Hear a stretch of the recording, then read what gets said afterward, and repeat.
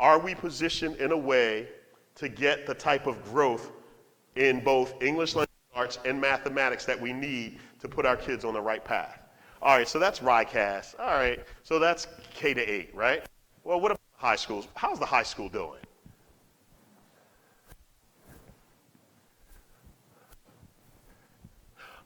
Oh, SAT scores.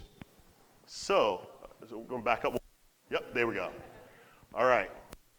So, I forget either 37, 38 school districts, right? And then they throw in charter, so it might be a little bit more. So Mount Hope is 15th place for math. Give them a hand. All right. 12th place for English language arts. All right. And we're what? About 45, so we're 55, like 58 points above the state average. So we're doing well. But here's the question. Are we doing well enough? Is that the SAT score you want your kiddo to bring home, right? Because guess what I'm going to say? I'm going to say, if that is the best you can do, then it's okay. But the real question is that the best that we can do as a district and as a community? And so we know, I celebrate it, all right? I celebrate 15th and 12th, okay. But there's a district that's number 1. And it's not that I'm competitive, it's that I actually think that the better we do academically for our young people, the better able those young people are going to be prepared to live out their dreams. Frankly, I actually don't care what their dream is. I care that they're prepared to follow it. All right, so that's focus area 2. So focus area number 3, real world career and college prep, hands-on learning, helping students to become regionally, nationally, and internationally competitive for middle-class jobs. Why am I so focused? Like education is supposed to be like education for education's sake? I am not an education purist. I am not even an education snob. What I am is an educational realist. And here's the reality. There are going to be some people that like history and would sit in a history class and soak up everything and would be enthralled by what has taken place. They're going to be the same kids that might sit in the math class and be completely disengaged. There are going to be other kids that are great at music and art. Our job is to give every kid a foundation and a level of knowledge so that when they figure out what to do, they're actually able to go and do that. And man, I wish this was easy. I wish this was the 1970s. Because guess what I tell everybody in the 1970s? I would say, half of you are going to go to the plant and get a job, and that job is going to take care of you and your family, and you're going to have a nice life, and your kid may go to college, but you don't have to. And the rest of you are going to go to college because we need managers at the plant, right? I mean, it was that simple. But now the world is so much more complex. That level of complexity means that moms and dads don't know how to advise their children about what to do. And the idea that college is the only way is part of the problem, because it's not. Real world career-ready skills in college prep is the way. We need to make sure everyone gets to that. So, how has the job climate changed in America from 1940 to 1960? So, while she's pulling that up, what I'll mention to you. So, 1940, we've got the beginning of World War II, right? The longest sustained economic, not even recovery, like just great economics for like 50 years, right? You can't replace that. But as a society, maybe thought that we were always going to be that successful and that there was never going to be any competition. So I want you to think about it. 1945, Germany was in ruins, Europe was in ruins, Japan was in ruins. And now, the European Union, pretty strong, Germany strong, Japan strong, oh, China strong, don't forget the Soviet Union. We've got all of these players all over the world that our young people have to compete with. And manufacturing has gone. All right, scroll down. Keep going, keep going, keep going. Stop. Click on the last box, what the U.S. looks like today and in the past. All right, scroll up. Stop right there. All right. So from left to right, we've got 1940, 50, 60, 70, 80, 90, 2000, 2010, and 2016. So at the top, we'd see administrative. And by the way, this is from Georgetown Center on Education and the Workforce, right? So we look at administrative and other services has significantly increased. We see agriculture and mining has decreased. Construction has probably increased a little bit. Educational services looks much larger. Financial activity, professional management services is much larger. But the biggest of the bunch is health services, right? Has significantly increased. Manufacturing has significantly decreased. Transportation, and then wholesale and retail trade, still there. Although, you might even argue that wholesale and retail trade looks significantly different. When I was growing up, malls abound, right? And so you would go and hang out at the mall, but now we actually have a number of malls that are closing because the retailers are going out of business, being put out of business by two major corporations, right? Either Walmart is putting them out of business, or my personal favorite, Amazon, right? Anytime you can go to Amazon, go online at 9 o'clock in the morning, order something, and it's delivered to your house by 3 o'clock that day, it kind of defeats the need to have to go to the mall. But it also means that we have to come up with new opportunities for people to be gainfully employed and live a good life. All right? Go ahead and let's go back. All right, so this is a video that I showed.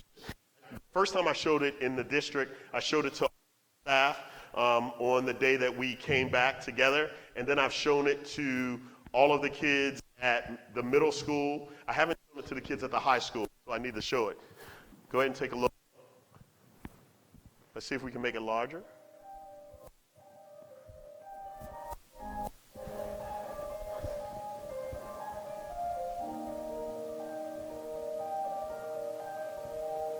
Amazon distribution warehouse.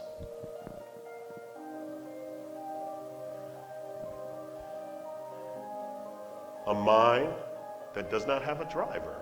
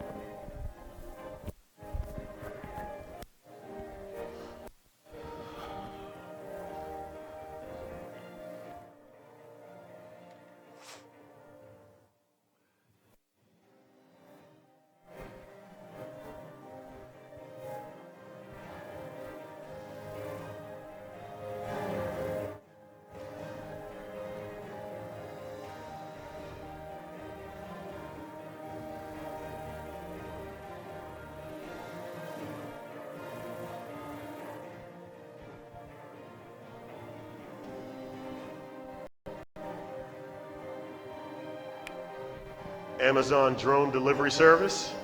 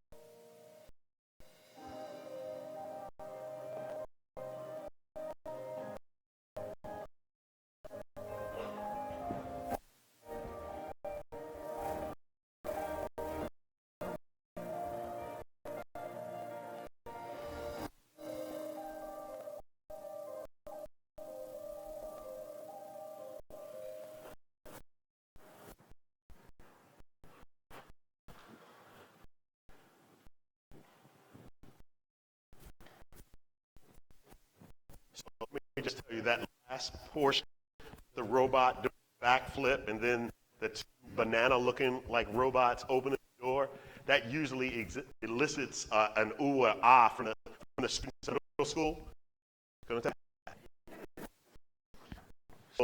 So that's really our challenge, right? Thank you. That's really our challenge. Our challenge is how do we get prepared? How do we get our young people prepared for the jobs, for traditional jobs, and for jobs that haven't even been created? One of the things that I'm clear about, and people talk all the time, is, well, we still need folks that are plumbers, and we still need electricians, and all of those things. Absolutely. And I would tell you that those individuals are among some of the smartest people that I've ever met. And they have real world skills. And so the question is, how do we get all of our young people to have those skills so that whatever path they choose to take, they're able to really enter those paths, to be productive, and then if they choose to change, they have the skill set, the foundational knowledge to be able to change. All right, next slide. All right, so I think you guys have probably heard from me enough. So here's what we're going to do. We're going to turn it over to some of our students because I actually think students are the best presenters in terms of, explaining what they've done, why they're doing it, and more importantly, how it's sort of changed their thinking. We've got a group of 4 students and their sponsor, Ms. Cabral, who are here, and we're going to show this video. They created this video. They entered a contest. They won $20,000. Give them a hand. Right?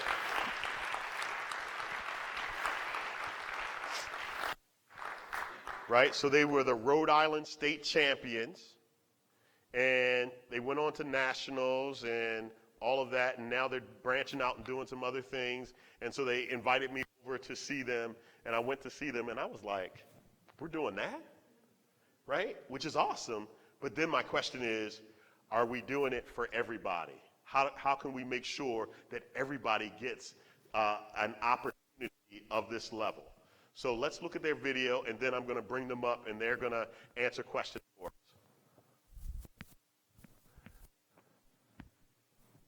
Bristol, Rhode Island takes its patriotic pride seriously. Bristol boasts the oldest continuous 4th of July parade in the nation. As summer approaches,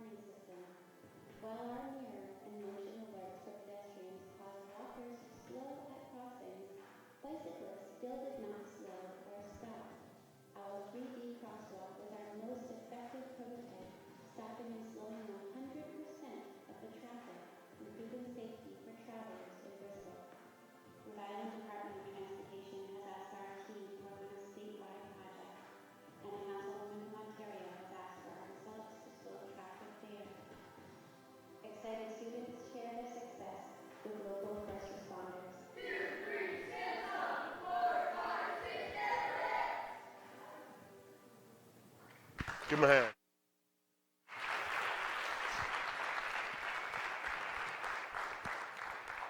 So we're going to bring them up. So our solve for tomorrow, folks, come on up. You guys just going to stand right here along the front, and I'm going to give you the microphone. But can I just mention all of the work that they did really is about what we want young people to be able to do. We want workers to be able to do. Find a problem, come up with a hypothesis, do the data collection, contact the powers that be, the local politicians, come up with a plan, implement the plan, test it out. That's the kind of work that they're able to do. It's the kind of work that all young people need to be able to do when they graduate from our schools. So I'm going to give them the microphone and have them introduce themselves, and then we have a couple of questions. I'm Amy. I'm a sophomore. Christiana. I'm also a sophomore. I'm Michaela. I'm also a sophomore. I'm Adam. I'm also a sophomore. I'm a freshman.